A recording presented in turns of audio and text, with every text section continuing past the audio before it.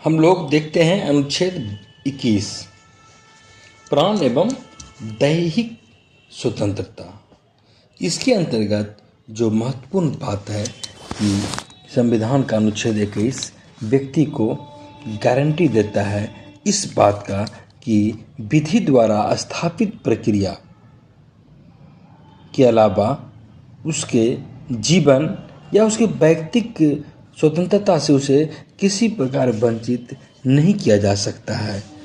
यह अनुच्छेद कई एक मामलों में व्यापक है, इस अर्थ में व्यापक है कि एक और मौलिक अधिकार को जहाँ संविधान के समस्त अनुच्छेद में एकदम माइलस्टोन माना जाता है, वहीं अनुच्छेद 21 आर्टिकल 21 यह पूरे भाग 3 का एक माइलस्टोन के रूप में जाना जाता है, फाउंडेशन स्टोन के रूप में जाना जाता है।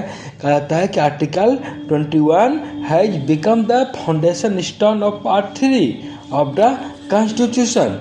यह दिनों दिन इसकी व्याख्या इतनी अधिक व्यापक हुई है कि यह संविधान की विशेषता, संविधान की लचीलेपन, व्यक्ति की आवश्यकता सबों को निरूपित करता है। एक पहली बातें जो है कि विधि द्वारा स्थापित प्रक्रिया, इसके साथ साथ यहाँ जो होती है विधि की विधिवत प्रक्रिया, जो विधि की सम्यक प्रक्रिया होती है जिसका जिक्र हमारे संविधान में नहीं किया गया है, इसके बावजूद उसका भी अनुपालन अपने देश में किया जाता है। सबसे पहले समझें कि विधि द्वारा स्थापित प्रक्रिया क्या होती है। तो विधि द्वारा स्थापित प्रक्रिया कहता है जो कोई कानून विधि में बनाई गई है, विधि वह उस संदर्भ में विधि है तो ही उसे ऐसा किया जा सकता है, अदरवाइज नहीं किया जा सकता है।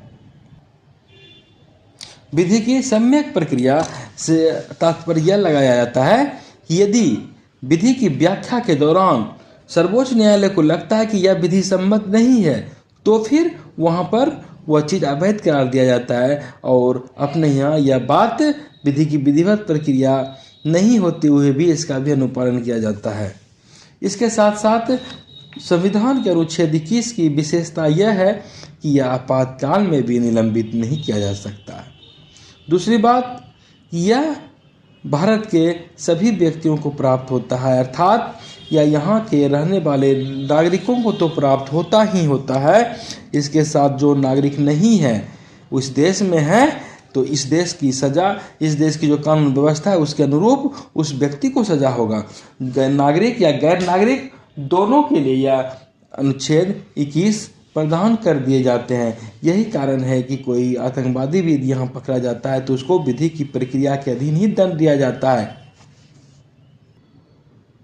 इसका दायरा इतना अधिक व्यापक है कि न सिर्फ इसके अंतर्गत जीवन का अधिकार है, विधि के द्वारा जो स्थापित प्रक्रिया के विरुद्ध दंड नहीं दिया जाता है। इसके साथ साथ ऐसा इसलिए कि हमारा जीवन है और प्राण का रक्षा करने का अधिकार है।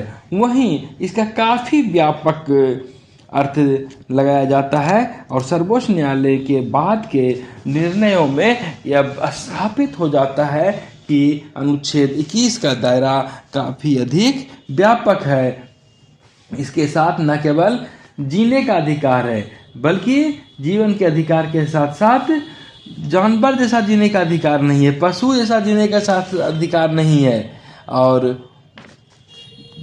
क्योंकि मानव है तो मानव के लिए प्रतिष्ठा, गरिमा भी बहुत महत्वपूर्ण है, इसलिए प्रतिष्ठा के साथ जीवन का अधिकार है।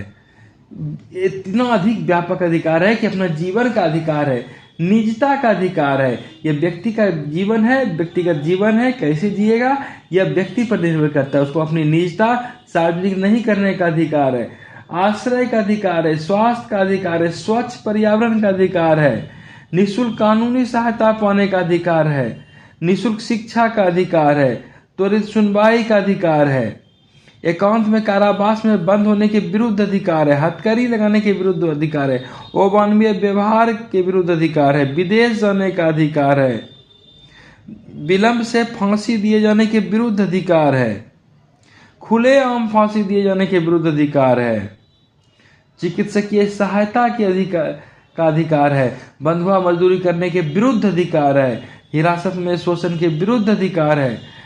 आपातकाल में चिकित्सा सुविधा का अधिकार है। सरकारी अस्पतालों में समय पर उचित इलाज का अधिकार है।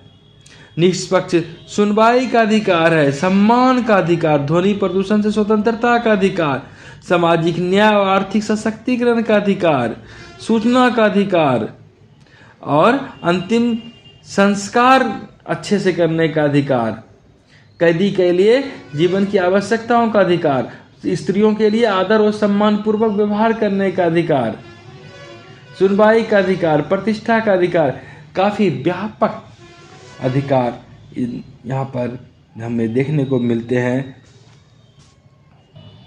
व्यक्ति को व्यक्तिगत जीवन जीने का अधिकार है। जीवन लेने का अधिकार नहीं है। आत्महत्या करने का अधिकार नहीं है। इच्छा मृत्यु का अधिकार नहीं है। कोई महिला कब बच्चा जन्म देगी या नहीं देगी इसका उसे अधिकार है, हाँ, लेकिन गर्भपात का अधिकार नहीं है। विवाह करने का अधिकार है। बुनियादी आवश्यकताओं के साथ गरिमा के साथ जीने का अधिकार अनुच्छेद 21 के अंतर्गत ही आता है।